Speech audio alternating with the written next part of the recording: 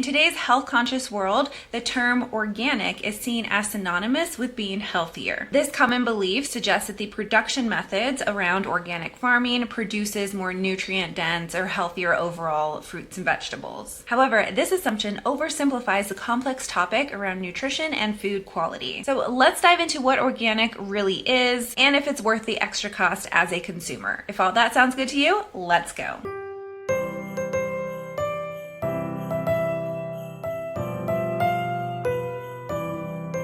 Hi folks, welcome to my channel, or welcome back. My name is Kat. I'm a licensed registered dietitian nutritionist, and on this channel I like to talk about weight inclusive and weight neutral focused approaches to health, as well as diving into scammy and, in my opinion, unethical nutrition related businesses, products, mostly nutrition related MLMs, and other fear-mongering nutrition related claims. Alright, so let's just dive into this myth. The myth that organic foods are inherently healthier than conventionally grown foods or non-organic foods. Now, long story short, the practices around organic farming does not make food more nutritious. Many studies have shown that there is very little difference, not really anything of significance, in the nutritional value between conventionally grown produce and organically grown produce. Now, the term organic, it refers to growing practices or farming practices. It focuses on the growth of the crops without synthetic pesticides and fertilizers. However, it's important to note that non-synthetic pesticides can be used in organic farming. Sometimes I hear people say that organic means no pesticides. That is not the case. It is just different kinds of pesticides. Now, the organic label often implies other kind of methods around the farming, ones more related to like environmental concerns, so like soil and water conservation, and also around pollution. And another important piece to note is that the organic label, that comes at a pretty steep cost to the farmers in order for the farmers to say that they are like certified organic. So I was talking a little bit about those environmental standards. Other farmers who are not certified organic, they can also focus on those things, but that's not really often brought to light because there is not like a label for that. So they could be doing that, supporting that, but not using a like certified organic pesticide, and so they couldn't like claim that. They couldn't have that label. They couldn't pay for that labeling. Now, when you look at the research between conventionally grown crops and organic grown crops, it's really yielded mixed results. So certainly nothing that is like consistently shown. Some studies do show that organic products, organic produce, has a higher amount of micronutrients, specifically antioxidants. However, other studies show that there is not significant difference. It's crucial to remember or understand that the organic label is talking about the farming practices, not the nutritional value of those foods. Therefore, choosing organic produce over conventional, that doesn't make a difference as far as the nutrient value goes. Now, one of my main focuses on this channel is to have people move away from food fear,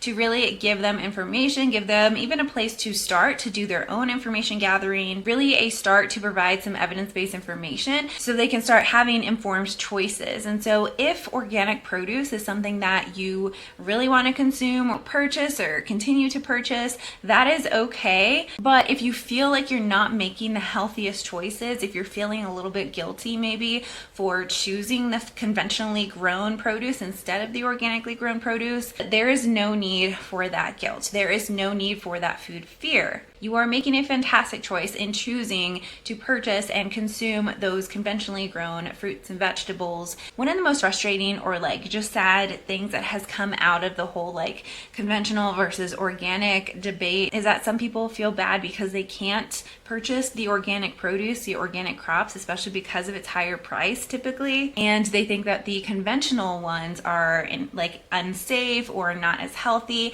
and so they just opt for not choosing any fruits or vegetables. And so again, if somebody wants to support organic farmers and farming in general, that is okay. But if you don't, or you can't maybe afford some of that extra organic cost, that is okay. You are getting so much benefit still from conventionally grown produce. The difference is the farming practices. The belief of the like superiority when it comes to nutrient density of organic produce, that is all influenced by marketing and just like social trends. those strategies, they like really emphasize the like naturalness of those, and it's like subtly suggesting that because they are more natural, that they are just like inherently beneficial or better. But remember that organic doesn't mean that you're not using any of those pesticides. They can still use them. They're going to be a little bit different. And sometimes those pesticides might not work as well as a non-organic pesticide. And so they might need to use it a little bit more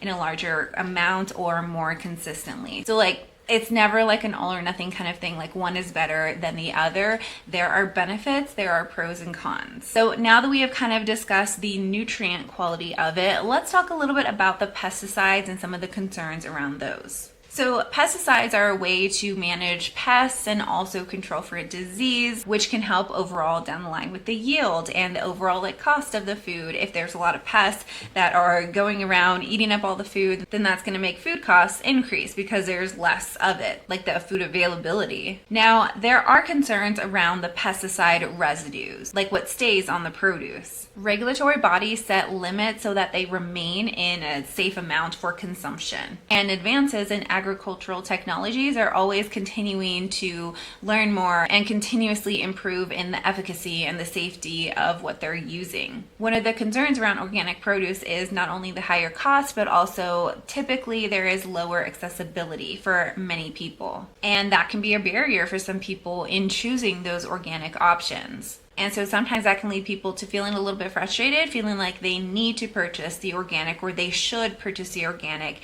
And they might feel a little bit bad for not being able to provide the organic options for their family. But the conventionally grown produce, that is safe. Now, I want to share a resource that I love to just share with people who have some concerns around organic versus conventionally grown produce. And that is the Alliance for Food and Farming. Now, they are their own nonprofit. They're not involved with any regulatory or legislative ties to farming. Now, they do have both organic and conventional farmers as like resources and supporters, which I really appreciate. It really shows their like non-bias towards one or the other, because they're just looking at the facts. They do really align like with the idea of if you want to support a more like organically produced product, like that is okay, but know that you don't have to fear those conventionally grown fruits and vegetables. Now, I'm going to read a little bit from their website, and I'll have it linked down below as well. So they say the AFF provides scientific-based information to reassure consumers about the safety of all produce. The information presented on the website was developed in conjunction with experts in the fields of toxicology, risk analysis, nutrition, health, and farming. So it's not just like these random influencers or like bloggers or vloggers or anything like that. Like this is information from experts, true experts. It continues on, providing consumers with science-based studies and analyses, peer-reviewed research, and balanced information about the safety of fruits and vegetables helps them to make the right shopping choices for themselves and their families. The AFF also counters and corrects misinformation and inaccuracies about produce safety, which may discourage consumers from healthful eating habits and undermine public health efforts to increase consumption of fruits and vegetables. Now, one of the coolest things on their websites, they have this calculator, and this specifically is what I've recommended to so many people. You can put in your information and it'll show you how much of a specific kind of fruit or vegetable that you would need to consume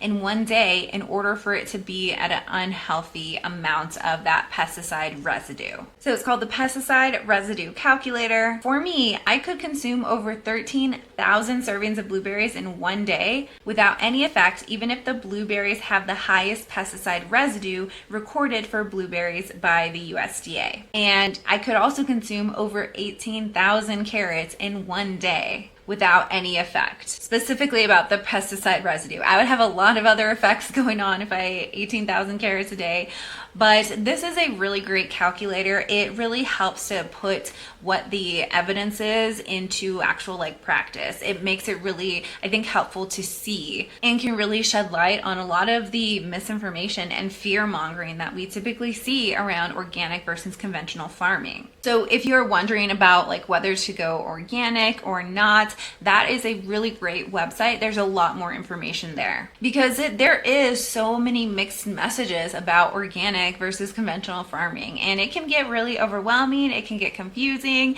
and it can get really scary. Now, as far as produce safety goes, one of the things I did want to make sure that I discussed is just general food safety when it comes to produce. Now, on their website, they do have a lot of information for just safe consumption of fruits and vegetables as far as like the cleanliness goes. This is the kind of clean eating that I can get behind. So we want to make sure that regardless of whether it's organic or not, we want to rinse our fruits and our vegetables. We just want to eliminate like additional residues, dirt, bacteria, things like that. Now we can wash with cold or warm water and like scrub it a little bit. You don't have to use detergents though. Like I would not recommend using a detergent or like a soap. Like just the water, like that's good. They also recommend to throw away any outer like leaves, like for leafy vegetables like lettuce, cabbage. And then there's also the recommendation to like wash your own hands for like 20 seconds, making sure you're using clean brushes if you're doing that, or clean utensils, cutting boards, colanders, things like that. There can be some cross-contamination with those, and so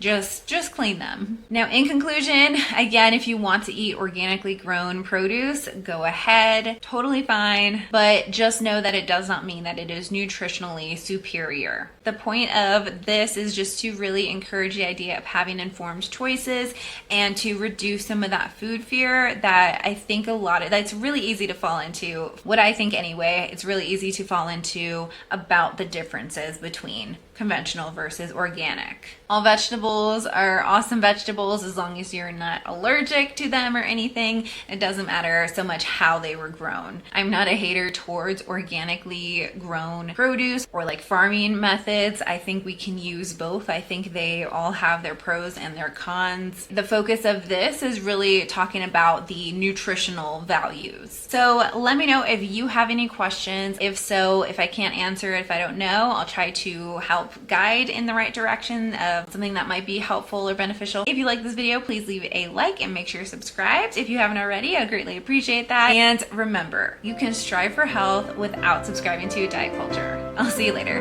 Bye.